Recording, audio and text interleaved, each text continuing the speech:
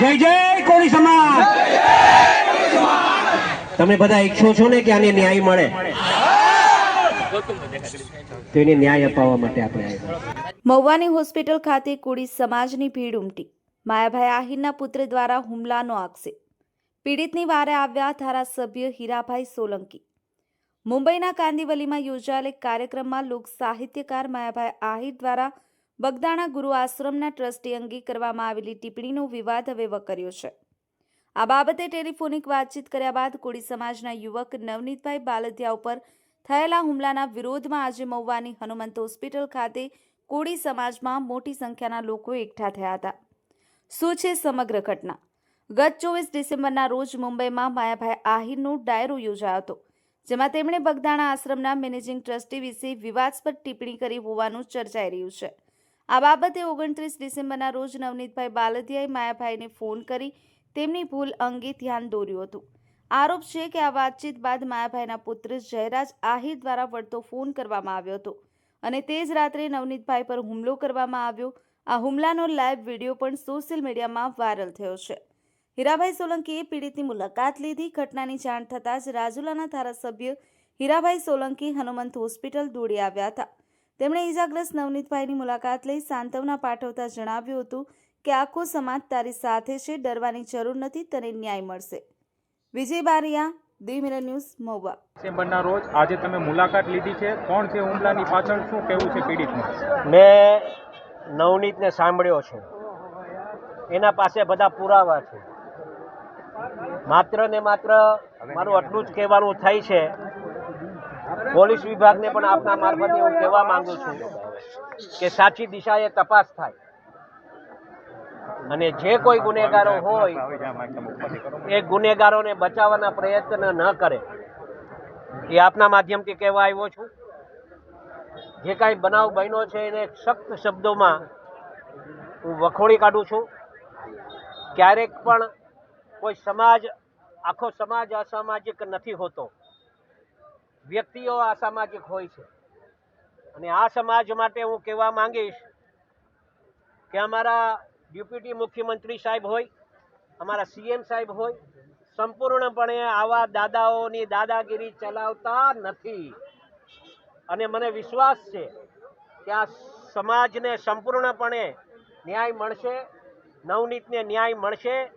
અને એના આધારે હું આપ સૌને ધ્યાન ઉપર મૂકું છું કે અમારા હર્ષભાઈ સંઘવી જે રીતે ગુંડાઓ પર જે દામ પકડીને બેઠા છે, લગામ પકડીને બેઠા છે, અને આવા ગુંડાઓને સંપૂર્ણપણે ડામવા માટે જે કામગીરી કરી રહ્યા છે, એના સાથે હું સાથો હાથ મળાવી અને કામ કરવા ઈચ્છું છું। અને મને સંપૂર્ણ વિશ્વાસ છે કે આ છોકરાને ન્યાય મળશે, એમાં સમાજને ન્યાય મળશે, એમાં કાંઈ શંકાને સ્થાન નથી। હીરાભાઈ, ભોગ બનનારનું એવું કહેવું છે કે માયાભાઈનો દીકરો જયરાજ આહિર દ્વારા હુમલો કરવામાં આવ્યો છે। જે પ્રકારે મેનેજિંગ ટ્રસ્ટીની બગદાણા ગુરુ આશ્રમને લઈને વાત છે, તેને લઈને બજરંગદાસ બાપાનું ટ્રસ્ટ જે છે એ આસ્થાનું એક કેન્દ્ર છે, મારું પણ આસ્થાનું કેન્દ્ર છે।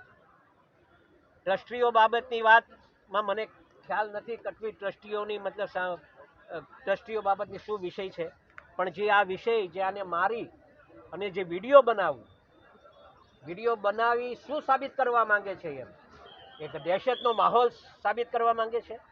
આ વિડીયો બનાવી કોના સાથે વાત ચાલુ હતી એની સંપૂર્ણપણે તપાસ થવી જોઈએ।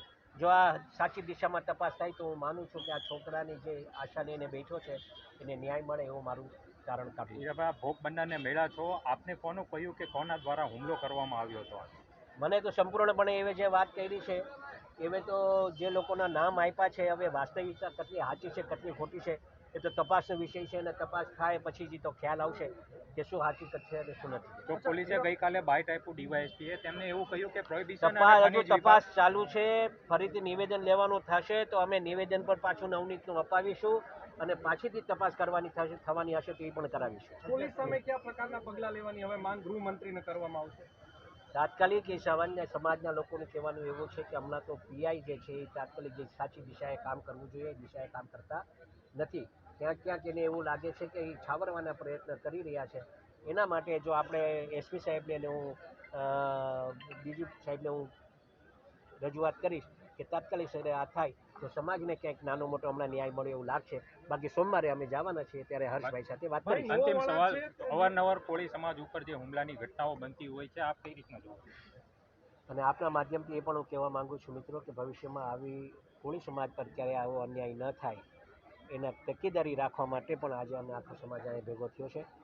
આવતા દિવસોમાં અમે રજૂઆત કરી અને હોમ મિનિસ્ટર સાહેબ હોય, સીએમ સાહેબ હોય, બધાને રજૂઆત કરી અને કોળી સમાજને ન્યાય મળે એ દિશાએ કામ કરશે. ભાઈ મહુવા ડીવાયએસપી છે રીમાબા ઝાલા, તેમનું કહેવું છે કે અમને બાતમી આપતા હતા, તેવી બાતમીની કોઈ વાત એ છે? કોઈ ખોટી વાત છે, બધી ખોટી વાત છે. મેં અમને છોકરાઓ પાસે જાણ્યું, નવનીત પાસે જાણ્યું, એ પોલીસ સ્ટેશન અલગ છે, આ પોલીસ સ્ટેશન અલગ છે, આના સાથે કાંઈ લેવા દેવા છે જ નહીં.